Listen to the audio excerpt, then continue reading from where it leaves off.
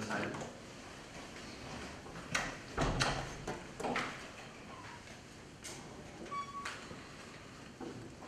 Before we begin the proceedings, it is a sad day for TAPMI because yesterday we lost our senior student, Mr. Abhishek Dubey, in an accident. So before we begin the proceedings, we would like to start with a prayer. So may I please request the audience to rise for the prayer.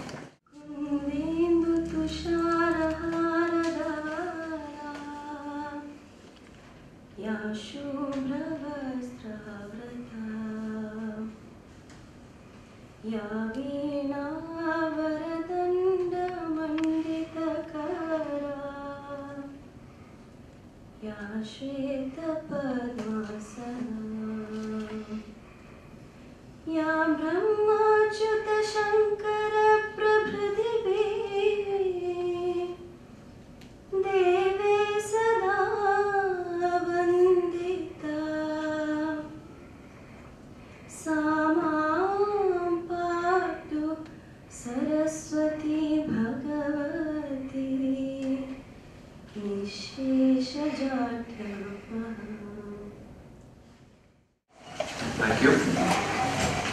Good morning. Namaha Sabhaha Sabhapratilvyascha.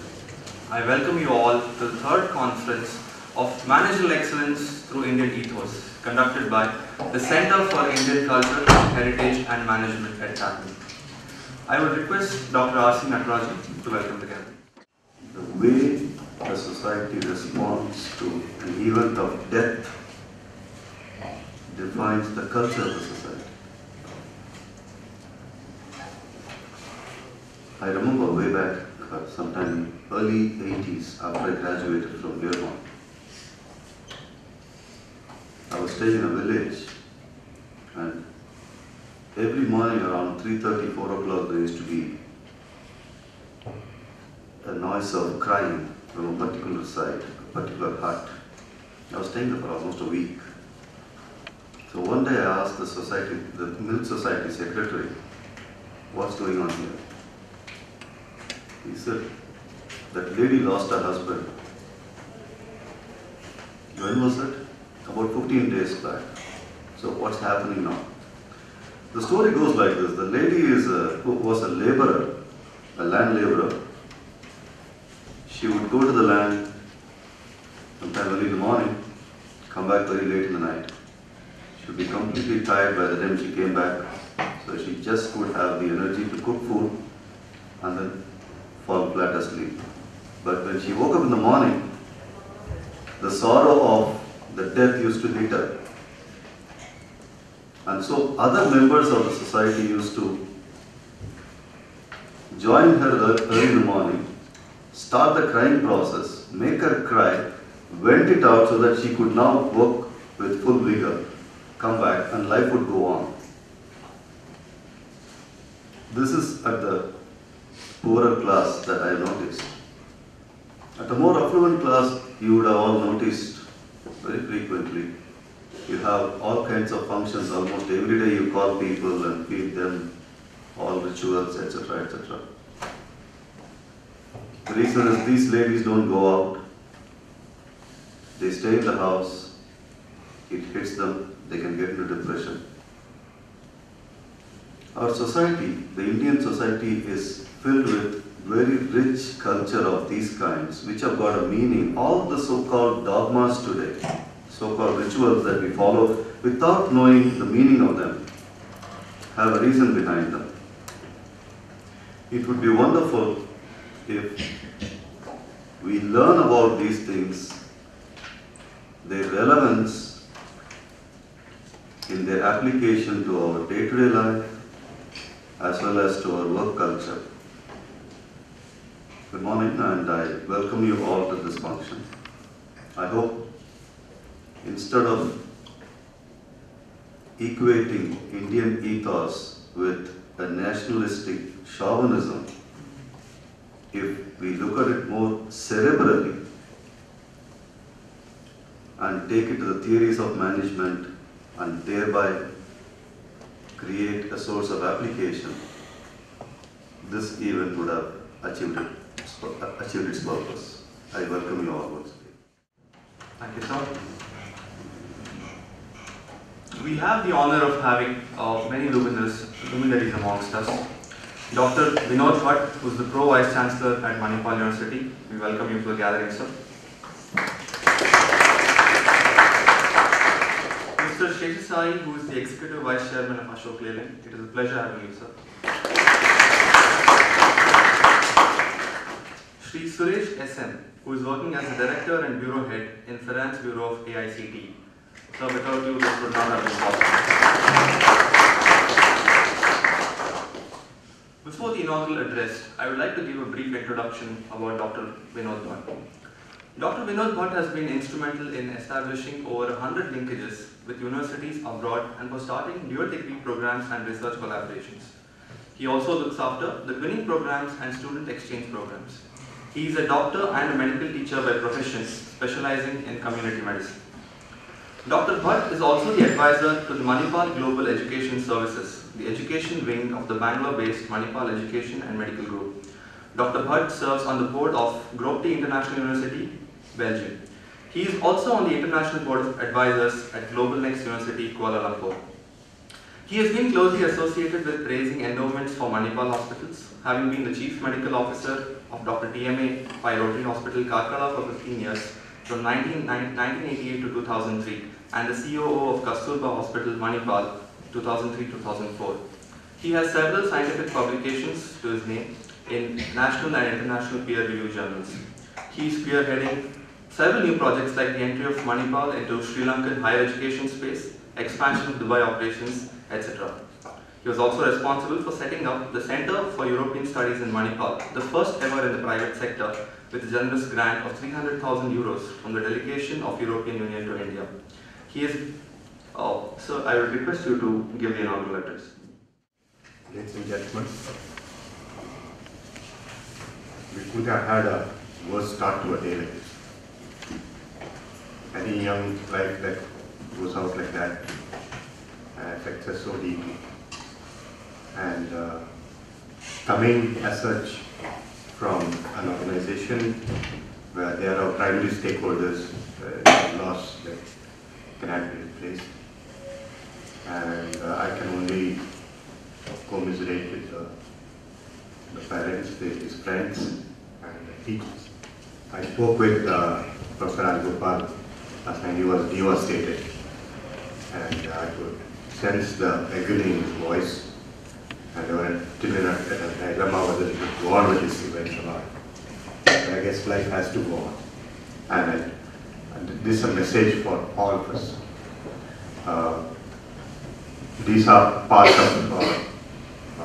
things that some of them we have no control, although in this case, many times I feel in this part of the country, there are two things that youngsters have to be careful about. That's about two-wheelers on roads and the swimming at sea. These are two things that we have no control about. You go about without helmets, or you go into the sea without knowing swimming, but you just don't know. And these are things that we got to be careful about. But we tell this time and again to our students in the university during orientations, but youngsters being what they are sometimes forget these important messages, and it's a recipe for disaster. But still, I feel I can only be with their parents and teachers and all his friends in this moment of grief. Natarajan gave a fitting opening remark in terms of saying the way society reacts to a demise or a departure defines the culture of society. But what is Indian ethos? It's so easy to generalize in a country as big and as diverse as India. Is there something called an Indian ethos? Is there a national character which defines? We know of several countries where some traits are attached to that country. For example, when you talk of a Scot, It's a Mysore. When you talk of Ireland, you know what it is. When you talk of India, what is that character? Is it a country that we can define by saying we are this or we are that? And this is a question that has been posed to me by several of my friends.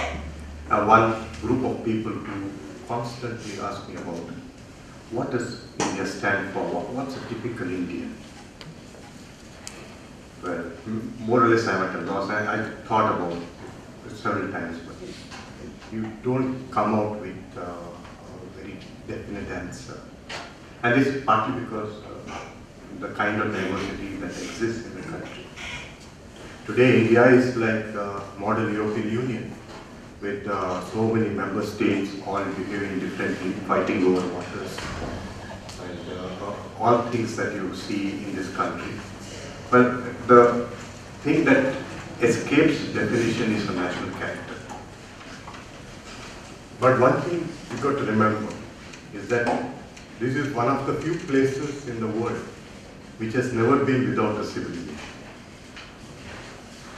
So, right, if you can trace it back to Buddha or even backwards, 500 BCE to current, this place has never been without a civilization. So unlike some of the several powers of center, all the centers you see in this world today, which have just emerged, or several centers which existed, which have been extinguished, but this country has always had a civilization.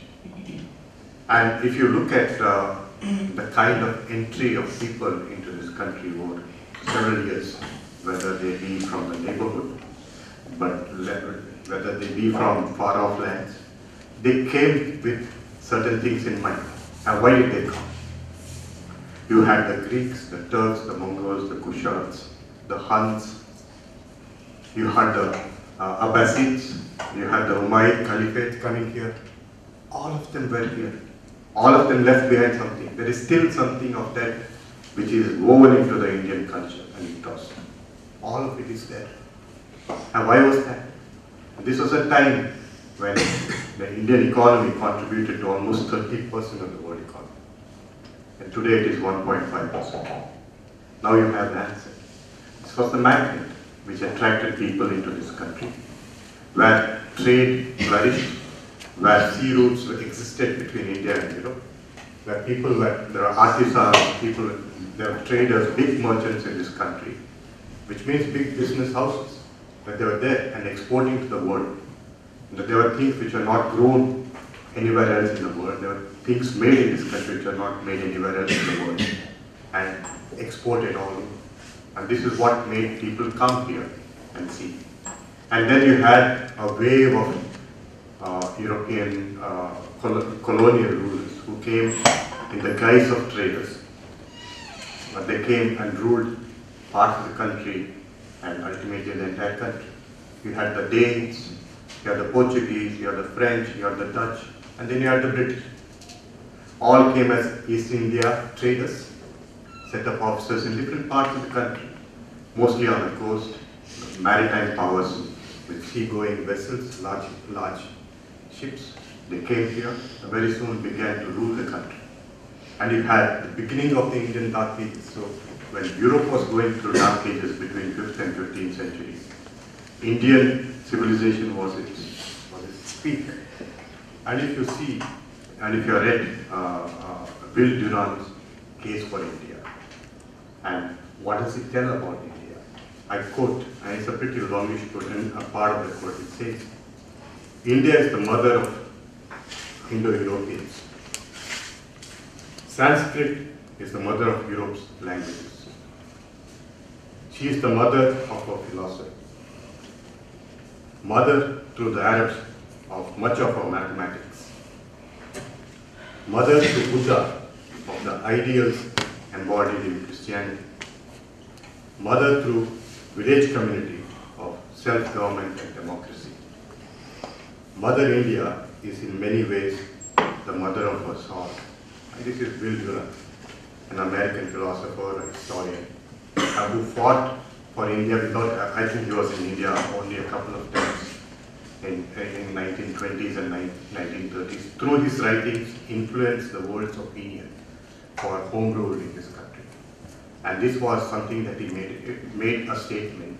And in the same book he says, when the British came into India, they said, we are going to civilize this country. They're talking about as though there was no civilization here. And they came into a country which was contributing to 1/3 of the world's economy. And when just then the Industrial Revolution was happening in UK. And here you had this big statement saying that we are coming to civilize this country. And when the soldiers of the British East India Company trained their guns on Khas Mahal in Agra, that is a large monument, and when the guns were trained there, people surrendered. But why? Because they did not want the monument to be destroyed. So Will Durant asked a big question: who is more civilized? Well, Indian civilization is there for us. There are lessons for us in terms of modern day management.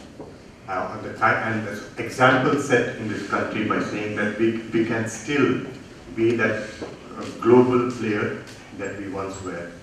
It's only for us to take things from there, and I think the center is doing a human job in picking up this, going into the kind of historical evidence that is there, very deep in our knowledge system.